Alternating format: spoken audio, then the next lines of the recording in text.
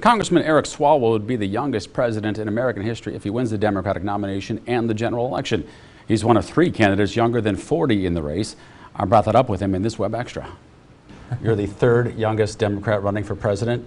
How mad are you, Pete Buttigieg and Tulsi Gabbard, for bidding you to be the youngest candidate in the race? You know, I love them, but I think they're too young. No, they're great. You know, we're all in our 30s.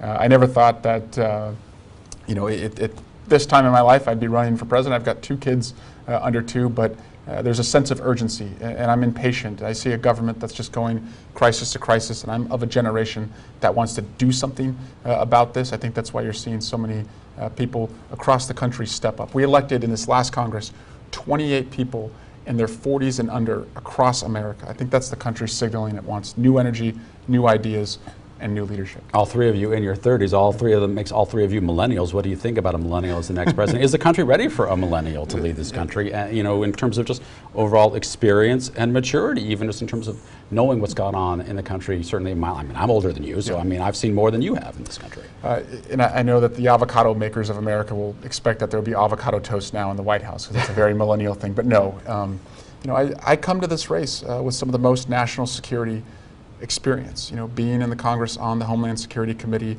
in the past, the Intelligence Committee, knowing who our enemies are abroad, knowing what rule of law attacks on the inside mean to our country, but also someone who worked as a prosecutor for 7 years, you know, making sure that victims, you know, were represented in court and that mercy was shown to people who needed it. And as a city councilman in my hometown, we saw economic development during the Great Recession. So I'm ready to lead on day one. As a prosecutor, some people, your Republicans, are already putting the alarms out for you. They think you're coming for their guns. Yeah, well, keep your rifles, keep your pistols, keep your shotguns. But as a prosecutor, I believe we can take weapons that only belong on battlefields out of our communities, like assault rifles. Congressman Eric Swalwell, thanks so much for your time. Good My luck pleasure. on the campaign. Appreciate it. Thank you. Yeah.